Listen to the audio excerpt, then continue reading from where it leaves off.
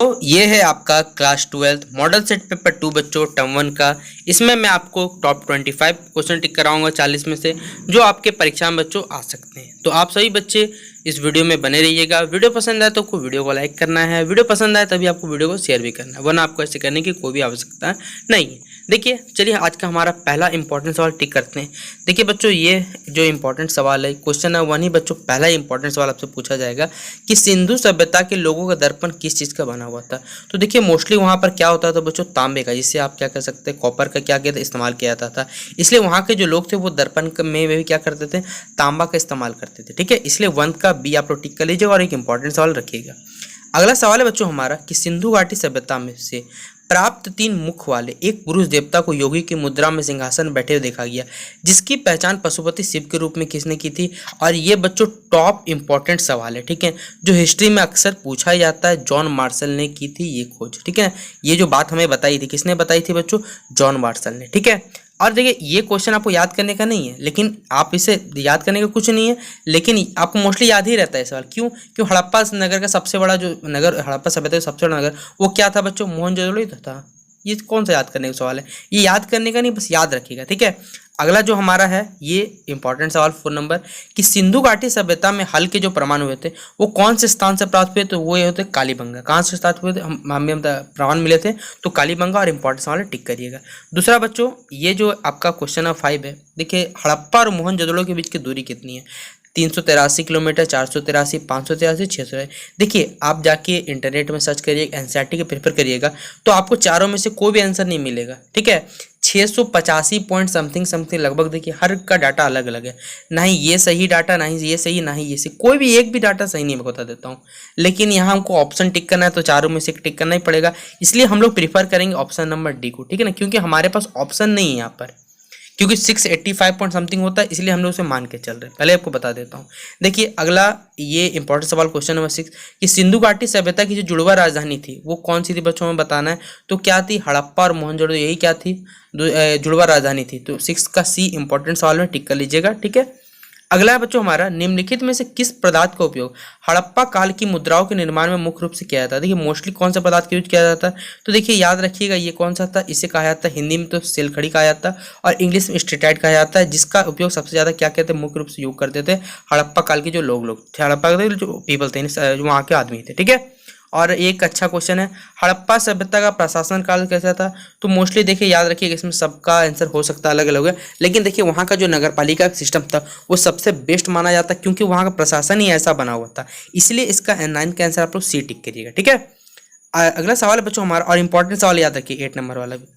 अगला सवाल है, हड़प्पा सभ्यता के संपूर्ण क्षेत्र का आकार किस प्रकार था, वर्गाकार था, आयताकार था, त्रिभुजाकार था या फिर गोलाकार था। तो कैसा आकार था बच्चों, आपने मूवी में देखा होगा, वो कैसा एक आप कह सकते हैं ट्रेंगुलर शेप था, इसलिए 9 का आंसर क्या टिक करिएगा, और सी। और ये याद सवाल जो आएगा नहीं, लेकिन याद रखिएगा, मोस्टली आपको हमेशा लाइफ में कभी आप जनरल कॉम्पिटिशन एग्जाम दीजिएगा वहाँ आपको काम देगा, ठीक है।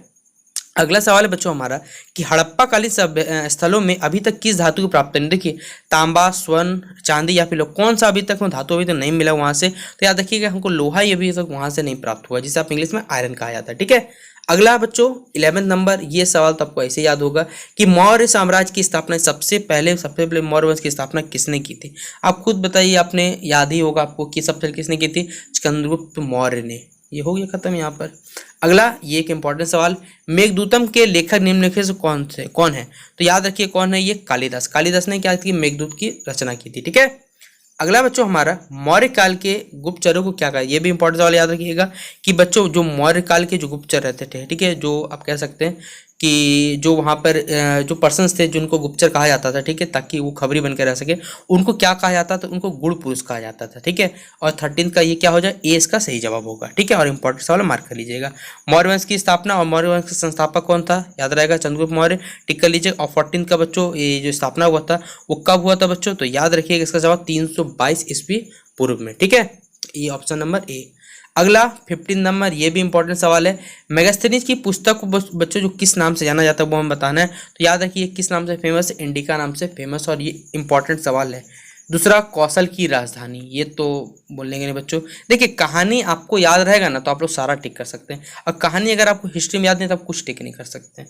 यही बात है कहना है, क्या कि लिटरेचर सब्जेक्ट का यही अंतर होता है कि बच्चों को कहानी आता है तो आप सब कुछ के आप माहिर है, वरना आप कुछ भी माहिर नहीं। क्योंकि अभी तो चलिए टर्म 1 आपका सब्जेक्टिव है, टर्म 1 आपका ऑब्जेक्टिव, टर्म 2 का सब्जेक्टिव, वहाँ तो आपको लिखना पड़ेगा, वहाँ डाटा कहाँ से याद रखिएगा। इसलिए देखिए ऑब्जेक्टिव वाला आपको तो चलिए मैं बता दे रहा हूँ, लेकिन सब्जेक्टिव के लिए आपको पढ़ना ही पड़ेगा बुक पार्ट, इसलिए बुक पार्ट पढ़िएगा तो आप सही छात्रों के लिए अच्छा रहेगा। देखिए अगला हमारा 16th का कि कौशल की राजधानी कहाँ थी बच्चों, तो वो क्या थी, श्रावस्ती थी, सीधा बात है। 16 का भी इंपॉर्टेंट मार्क करिए। कलिंग का युद्ध, ये तो सबसे फेमस है बच्चों, कब हुआ था, 261 ईसापुर, और ये हमारा है ऑप्शन नंबर ए में है इसका सही जवाब है। ठीक है, अगला बच्चों हमारा देखिए ये आपको हिस्ट्री का क्वेश्चन है, ये हमेशा याद रखिएगा। सर्वप्रथम सोने के सिक्के चलवाने वाला शासक कौन था, सबसे पहले कौन सा है, तो हिंद यूनानी जब आए थे भारत में, उन्होंने क्या करवाए थे, सबसे पहले आपके चलवाए थे सोने के सिक्के जारी करवाए थे। जब मोहम्मद गौरी हो गया, मोहम्मद गजनी आया था, उन्होंने क्या कर चलवाए थे, हिंद यूनानी ने क्या करा, सोने के सिक्के चलवाए थे। ये लगभग आज का कहानी 1100 ईस्वी का कहानी बताया जा रहा है यहाँ पर। मथुरा किसकी राजधानी थी बच्चों, तो मथुरा किसकी राजधानी थी बच्चों, याद रखिएगा ये थी बच्चों किसकी, सूरसेन की राजधानी थी। और अच्छा सवाल है, ये भी आपके परीक्षा में बनेगा। ठीक है, देखिए विमान मंदिर के किस भाग को कहा, जो विमान वाला मंदिर एक विमान स्ट्रक्चर होता है वो किस भाग को कहा जाता है, मंदिर का कौन सा भाग है, तो देखिए जो गर्भगृह होता है, जो कह सकते हैं मंदिर का मेन पार्ट है, उसके ऊपर का जो आकृति होता है ना, उसे हम क्या कहते हैं, विमान टाइप का स्ट्रक्चर बनाया जाता है, उसे क्या कहता है बच्चों, विमान मंदिर के कौन भाग, गर्भगृह के ऊपर की आकृति, इन 20 का बच्चों सी टिक कर लीजिए। अच्छा सवाल है ये सब। देखिए बौद्ध दर्शन है वो कौन से किसमें संकलित है, किसमें लिखा गया है, सुत्त पिटक में, विनय पिटक, अभिधम पिटक, या इनमें से सभी सारे के सारे में लिखा गया है, तो किसमें लिखा गया बच्चों, वो सुत्त पिटक में लिखा गया। ठीक है, ऑप्शन नंबर ए टिक कर लीजिएगा। ठीक है, अगला सवाल है, देखिए ये तो आप सही बच्चे जो हिस्ट्री पढ़ते हैं देखिए उनको तो बहुत अच्छा है, गौतम बुद्ध का जन्म कहाँ हुआ था, ये तो बताने के भी नहीं है।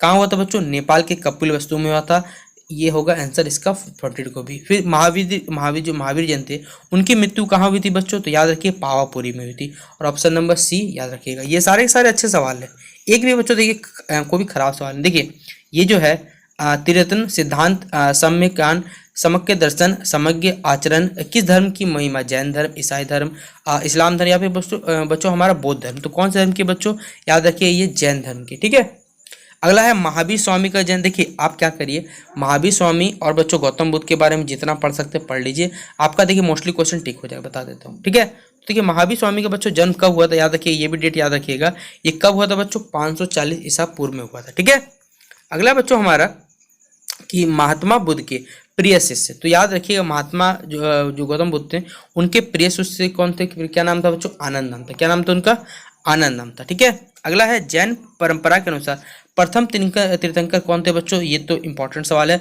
और कौन थे, ऋषभदेव थे। ठीक है, प्रथम तीर्थंकर के मारा ऋषभदेव को मारा था, और 22 या जहाँ तक मुझे याद है 30वें तीर्थंकर थे महावीर जैन थे। ठीक है, अगला है हमारा कि जैन धर्म के अंतिम, देखिए 24वें तीर्थंकर, सॉरी जैन धर्म के अंतिम एवं 24वें तीर्थंकर कौन बने थे बच्चों, यही तो बने थे कौन हमारे, ये बने थे वर्धमान, जिनका महावीर, जिन्हें महावीर जैन के नाम से जानते हैं, यही 24वें तीर्थंकर थे। ठीक है, जैन धर्म के, और ये आखिरी बने थे। अगला है आईन अकबरी, ये इंपॉर्टेंट सवाल याद कर रखिएगा, किस लिखा था, अबुल फजल ने। ठीक है, ये आपका मॉडल सेट पे 1 से आया हुआ सवाल है। फिर अगला बच्चों हमारा आईने दहसलाना पद्धति के प्रतिपादक कौन थे, तो ये कौन थे बच्चों, ये थे राजा टोडरमल। कौन थे ये, आपको मालूम होगा, मॉडल सेट पे 1 मैंने कंप्लीट किया। आप बताइए कमेंट सेक्शन में कि किसके मंत्री थे। चलिए आपके लिए मैं क्वेश्चन छोड़ रहा हूँ। अगला है बच्चों हमारा अकबरकालीन साम्राज्य के 12 प्रांतों की विस्तृत संरचना आईने अकबरी के किस भाग में दी गई, इसे आप छोड़ सकते हैं, इंपॉर्टेंट नहीं लग रहा मुझे, तो ये किस में दी थी, मुल्क आबादी में क्या भाग में दी गई है। ठीक है, 31 का आप लोग सी टिक कर लीजिएगा। अगला बच्चों ये 30 तो पॉइंट टिक कर लीजिएगा, बता देता हूँ। फिर अकबर ने फतेहपुर सीकरी में इबादत खाना जो है उसका निर्माण कब करवाया था, ये बता, तो कब करवाया था बच्चों, वो 1575 ईस्वी में करवाया था, और अच्छा सवाल है, मार्क कर लीजिएगा। अगला है बाबर द्वारा रचित तुझके बाबर यानी बाबरनामा किस भाषा में लिखा गया। देखिए ये बहुत अच्छा सवाल हिस्ट्री पूछ जाता है, कौन सी भाषा में लिखा है, तुर्की भाषा में लिखा गया था, तो क्या हो जाएगा, ऑप्शन नंबर 33 का सी आप लोग टिक कर लीजिएगा। अगला है देखिए बादशाहनामा का रचयिता बच्चों कौन है, तो वो है अब्दुल हमीद लाहौरी, और ये इंपॉर्टेंट सवाल है, मार्क करिएगा। अगला अकबर का जन्म 1542 ईस्वी में कहाँ हुआ था बच्चों, याद रखिएगा, ये भी हिस्ट्री का फेमस क्वेश्चन, अमरकोट में हुआ था। कहाँ हुआ था, अमरकोट में। फिर अकबर का वित्त मंत्री कौन है बच्चों, तो याद रखिए ये मॉडल सेट पे 1 से आया, और देखिए मैंने आपको जो सवाल पूछा, लीजिए आपका आंसर आ गया टोडरमल। देखिए आपको खोजना भी नहीं पड़ा। ठीक है, तो मॉडल सेट पे 1 से आया, तो इंपॉर्टेंट सवाल टिक करिए। ये जो सवाल है बच्चों कृष्णदेव राय विजयनगर साम्राज्य के क्या थे, संस्थापक थे। किस वंश से संबंधित रखते बच्चों, तो याद रखिए ये तुलु वंश से क्या थे, संबंधित थे। फिर देखिए विजयनगर साम्राज्य के सर्वश्रेष्ठ शासक का नाम पूछा गया, तो कौन थे वो, यही कृष्णदेव राय थे, क्योंकि प्रथम संस्थापक भी थे और यही थे फेमस। ठीक है, बहमनी साम्राज्य की स्थापना कब हुई थी बच्चों, तो ये हुई थी बच्चों आपके कब, ये हुई थी 1347 ईस्वी में, और ये हमारा है ऑप्शन नंबर सी में। ठीक है, यूनेस्को ने हम्पी फेमस है, कहाँ है, कर्नाटक, को विश्व पुरातत्व स्थल कब घोषित किया था बच्चों, तो याद रखिए ये 1986 को ही घोषित हो गया था। और ये अच्छा सवाल है ये बच्चों, 38 वाला सवाल, इसे इंपॉर्टेंट टिक कर लीजिएगा, 38 40। तो इतने इंपॉर्टेंट सवाल बच्चे आपको मॉडल सेट पेपर 1 से मैंने आपको टिक करा दिया। आशा करता हूँ कि आपको ये वीडियो पसंद आया होगा। आपको देखिए अगर टर्म 2 का भी इंपॉर्टेंट सवाल टिक करवाना है तो कमेंट बॉक्स में जरूर बताइएगा, मैं आपको मॉडल सेट पेपर सारे के सारे इंपॉर्टेंट सवाल जितने भी बनेंगे हिस्ट्री में वो आपको टिक करवा दूंगा। फिलहाल अगर आपको ये वीडियो पसंद आया हो तो वीडियो को, आपका काम है अपने दोस्तों को शेयर करिएगा, जितना हो सके दोस्तों शेयर करिएगा, वो आपकी मर्जी करते, पसंद आए तभी आपको करना नहीं है। और कमेंट बॉक्स में बताइए वीडियो कैसा लगा, और एग्जाम जब देखाइएगा तो आप बताइए कि आपके सवाल कितने सही हुए, कितने आपके मॉडल सेट से है, कितने नहीं। ठीक है, तो चलिए मिलते हैं अपने अगले वीडियो पर।